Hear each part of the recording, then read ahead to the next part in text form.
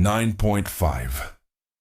The highest earthquake magnitude ever recorded, assigned to what happened beneath southern Chile on May 22, 1960 at 3:11 in the afternoon. The ground shook for approximately 13 minutes. The rupture traveled along 1,000 kilometers of fault line, releasing more energy than all other major earthquakes of the 20th century combined. Seismographs in Moscow, Tokyo, and New York registered the event and kept registering. For weeks, what broke beneath Chile that afternoon? Why did the shaking last so long? What did the ocean carry across the Pacific? And what did a nearby volcano do 38 hours later? And what about the river that nearly drowned 200,000 people? And what did this single event prove about the planet that geophysics had theorized for 80 years without confirmation? The record holds the answers. This is what it says.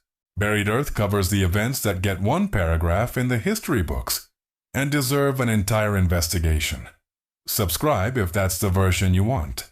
The Nazca Plate has been moving eastward beneath the South American continent for tens of millions of years.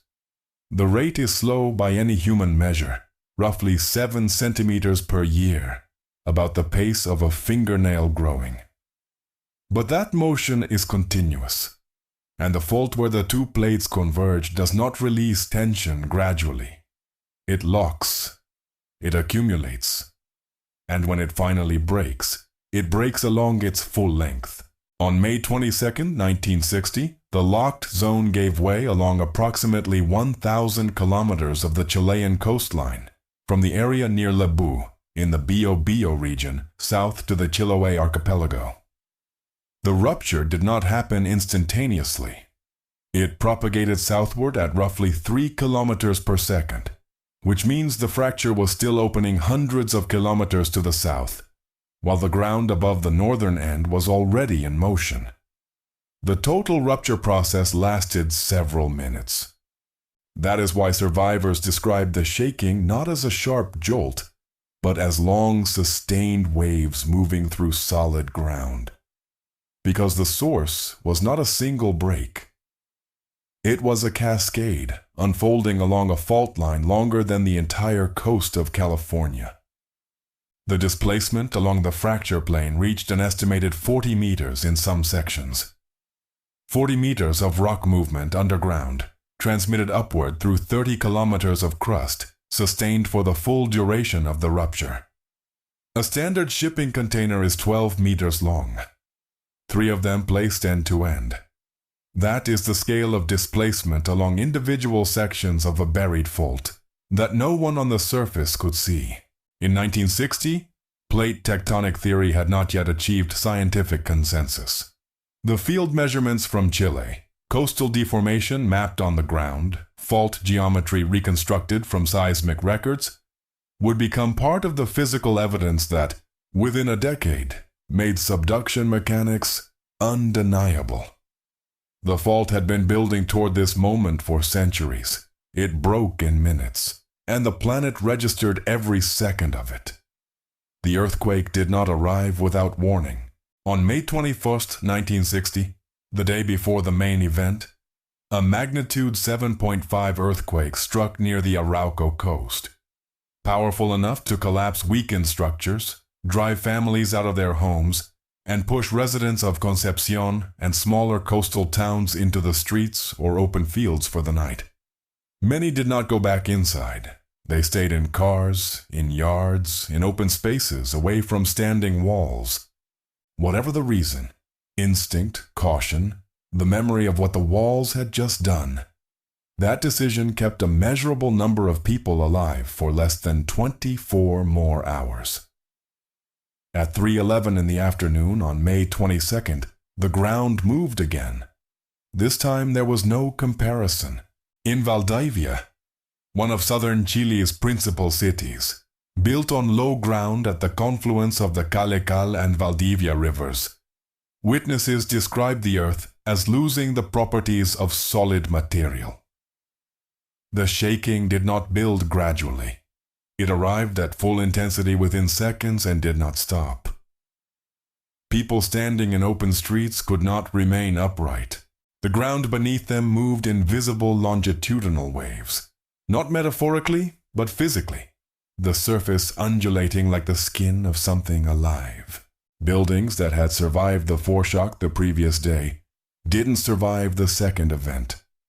Structures built on saturated alluvial soil, the soft river sediments Valdivia sits on, failed as the ground beneath them lost cohesion through liquefaction.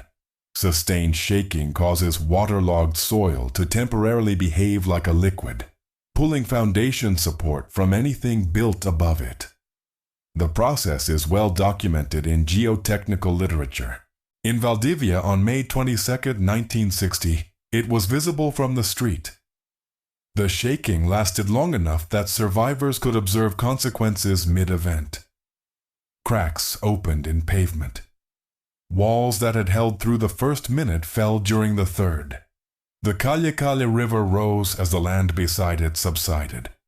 Portions of Valdivia dropped by up to 1.5 meters over the course of the rupture, not as temporary deformation, but permanently.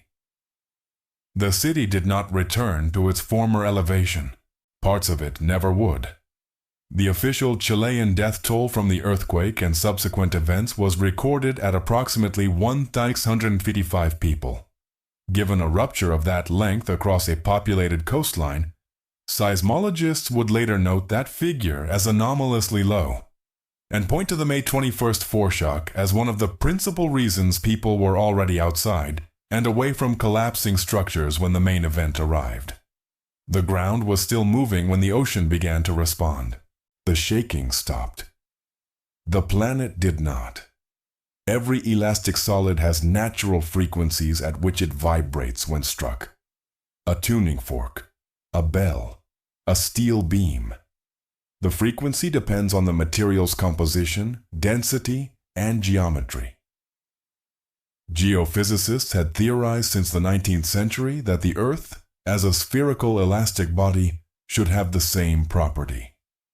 The Scottish mathematician Horace Lamb worked out the mathematics in 1882 in a paper published in the Proceedings of the London Mathematical Society.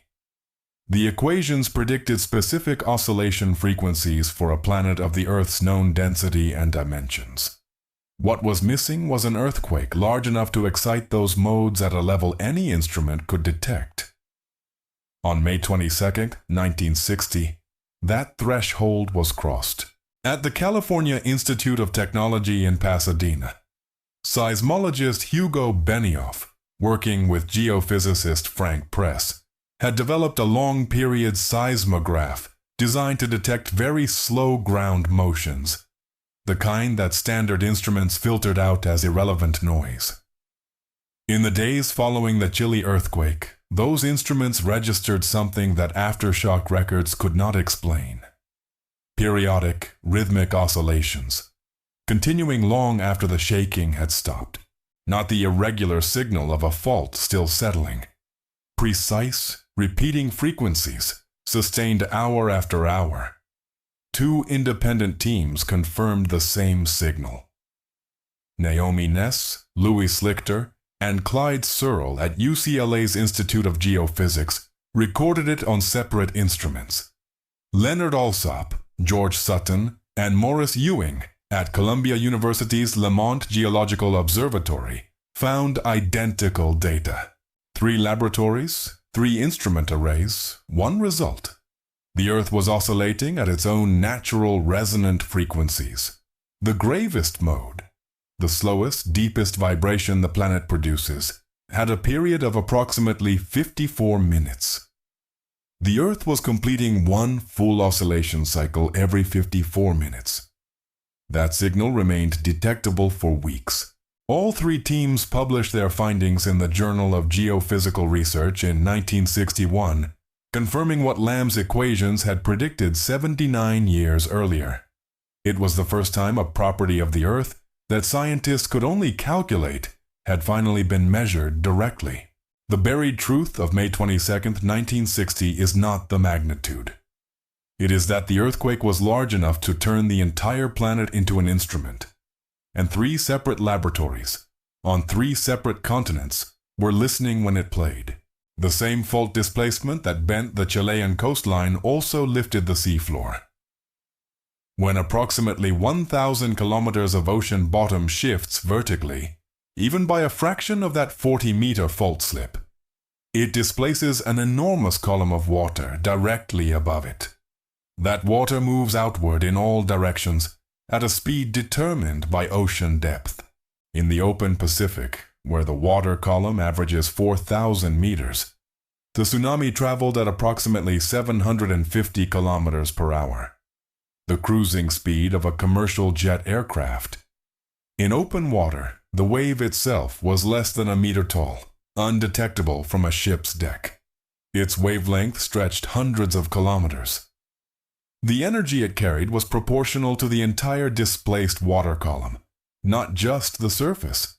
What appeared as nothing in the middle of the ocean became something else entirely when it ran out of depth. The first wave struck the Chilean coast within 15 to 20 minutes of the rupture. Run-up heights, the maximum elevation water reached on land, exceeded 20 meters in some fjords and inlets of the Los Lagos region, where local geography concentrated incoming energy. Entire coastal settlements were erased before the ground had fully stopped moving. The wave reached Hilo, on the eastern coast of Hawaii's Big Island, approximately 15 hours after the earthquake. The Pacific Tsunami Warning System, established after a 1946 event had killed 173 people in that same city, issued a warning hours in advance. Evacuation orders were given. Many residents left, others did not. Some returned to the waterfront after the first 2 waves proved minor, concluding the threat had passed. The third wave reached 10.7 meters. 61 people died in Hilo, many of them within meters of where they had been warned not to stand. Japan received approximately 22 hours of warning. Waves struck the Sanriku coast at heights of up to 6 meters. 142 people were killed. Records from Japan's meteorological agency document that local officials in several towns downgraded the alert level before the final waves arrived, concluding the danger had subsided. It had not. The tsunami killed people on 5 continents over the course of a single day. The earthquake that generated it had ended within 13 minutes. The ocean took 22 hours to deliver the last consequence. 38 hours after the rupture, a different kind of consequence began. At 6:15 in the morning on May 24, 1960, 38 hours after the fault broke, the Cordon Caul volcanic system opened. Cordon Caul is a fissure system within the Puyehue volcanic complex, located in the Andean Cordillera, approximately 700 kilometers south of Santiago.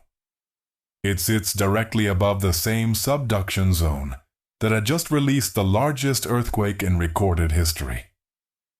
The 2 events share geography, geology, and timing. Whether they share causation took decades of research to begin answering. The eruption column reached an estimated 8 kilometers. Ash fell across southern Chile and into Argentina. The eruption continued for several weeks, generating secondary hazards: blocked drainage, ashfall on agricultural land, river system disruption, compounding the situation of a population already managing collapsed structures, inundated coastlines, and the continuing aftershock sequence from the previous day. The mechanism behind earthquake-triggered volcanism is not straightforward. A magnitude 9.5 earthquake generates seismic waves that travel through the entire planet. Waves carrying enough energy to measurably alter stress conditions in rock hundreds of kilometers from the rupture zone. When those waves reach a volcanic system already near its threshold, a magma chamber under pressure, a hydrothermal system at its limit, the additional dynamic stress can be the increment that crosses the line. The eruption does not cause itself. The earthquake provides the last push. The 1960 event became one of the foundational cases in the study of what volcanologists now call dynamic triggering. David Hill of the United States Geological Survey's Volcano Hazards Program, whose research on earthquake-volcano interactions has been central to the field, has documented that large subduction earthquakes are among the most efficient generators of this effect, because of the sustained volume of seismic energy they release through the Earth's interior over several minutes. The Smithsonian Institution's Global Volcanism Program records the Puyehue Cordon Caule complex as one of the most historically active volcanic systems in the southern Andes, with the 1960 eruption among its best documented events. None of this appears in most accounts of the Chile earthquake. The tsunami claimed the narrative.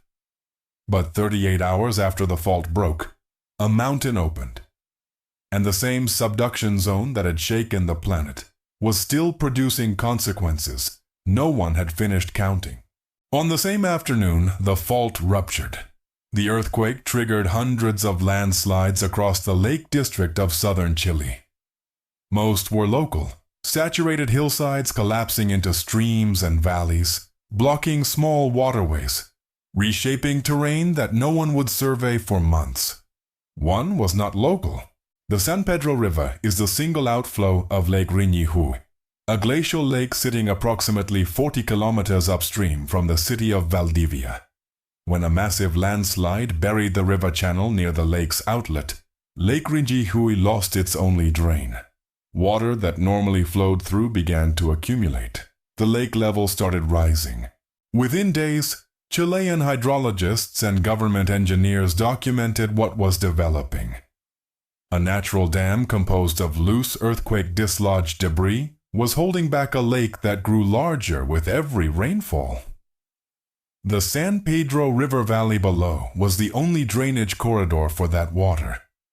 Valdivia, already partially submerged from subsidence, still clearing rubble from collapsed structures without functioning infrastructure, sat at the end of that corridor. If the debris dam failed suddenly, the result would not resemble ordinary river flooding. A dam failure releases stored water as a surge, a wall of water and debris moving downstream at a speed that evacuation cannot outpace. The population at risk in the Valdivia Valley downstream was estimated at approximately 200,000 people. Most of them had nowhere to go that was not already affected by the earthquake. The Chilean government mobilized engineering teams within days of identifying the threat. The operation had a single objective: reduce the lake level before the rising water overtopped the debris barrier and caused the catastrophic failure they were working to prevent. Workers cut channels through the landslide deposits at successively lower elevations, forcing controlled releases that gradually drew down the lake. Digging continued by hand and by equipment brought in under difficult access conditions. The operation lasted approximately 3 months. By August 1960, the lake level had dropped enough that the immediate danger had passed. The Riñihuazo, as the event entered Chilean engineering records, ended not in catastrophe, but in a controlled drawdown that received almost no international coverage. The earthquake had produced a tsunami, a volcanic eruption, and a dam breach threat within 40 hours. The next consequence developed more slowly. Over years, in laboratories and journals, in the dismantling of scientific frameworks the world had used for a century to read the planet beneath its feet. The 1960 earthquake exposed something seismologists already suspected. The measurement system they were using was broken. The Richter scale, developed by Charles Richter at the California Institute of Technology in 1935, measured the amplitude of seismic waves recorded on specific instruments at specific distances from the source. It worked within a certain magnitude range. Above that range, it saturated. And for the largest earthquakes, above approximately magnitude 8.0, the numbers the scale produced stopped distinguishing meaningfully between events, even when the physical differences between them were vast. Standard instruments initially assigned the Chile earthquake a magnitude of approximately 8.5. The physical evidence contradicted that number entirely. 1,000 kilometers of ruptured fault. Coastal subsidence documented over hundreds of kilometers.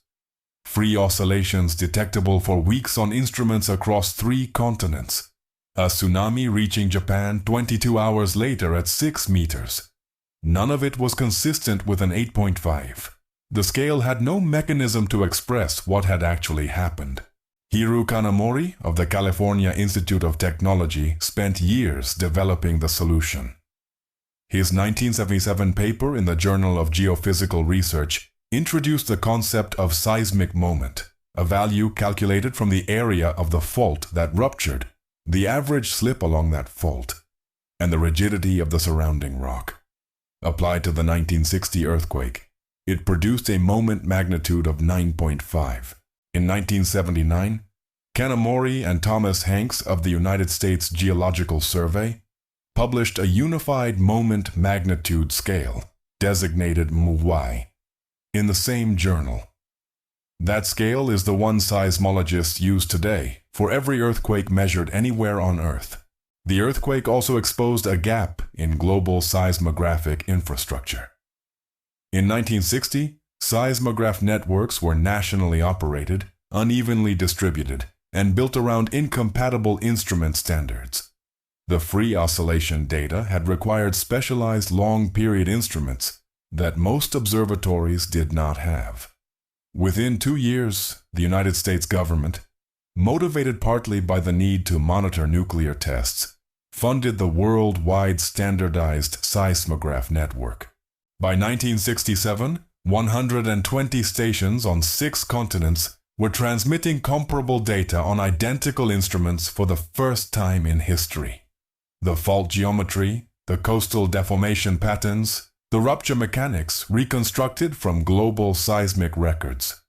All of it fed into the physical evidence that Harry Hess at Princeton University needed to move plate tectonics from a contested hypothesis into established science. Hess published his seafloor spreading model in 1960 and 1962. By the end of the decade, the debate was closed. A single rupture, lasting 13 minutes, changed what the planet could be measured for. What it could not change was what remained in the ground. The fault segment that ruptured in 1960 is part of a subduction system that has been active for millions of years. It operates on a cycle, stress accumulation over centuries, followed by sudden release. The 1960 event was not the first time that specific segment released tension on a massive scale. Paleoseismologists reconstruct past earthquake histories by digging trenches across fault lines and analyzing sedimentary layers in coastal estuaries. In the decades following the 1960 event, researchers analyzed sediment deposits along the Chilean coast, specifically in tidal marshes, where coastal subsidence suddenly dropped land below the high tide line, burying vegetation under sand and mud. Carbon dating of those buried layers established a clear pattern. The geological record indicates that megathrust earthquakes of comparable magnitude occur on this segment of the Nazca South American boundary, at intervals averaging approximately 300 to 500 years. The last event of similar scale in this specific region before 1960 occurred in 1575. The math is stark. The fault spent 385 years accumulating the strain that it released in 13 minutes. The cities that were rebuilt after 1960, Valdivia, Concepcion, Puerto Montt, incorporated new building codes and engineering standards designed for high seismic zones. But the fundamental tectonic reality remains unaltered. The Nazca Plate is still moving eastward at roughly 7 centimeters per year. The fault is accumulating stress again. It will break again. The 1960 earthquake did not happen because of unique geological conditions. It happened because the system functioned exactly as it is designed to function. What it left behind was a planet that we finally know how to measure, and a warning written directly into the ground, for anyone who still knows how to read it.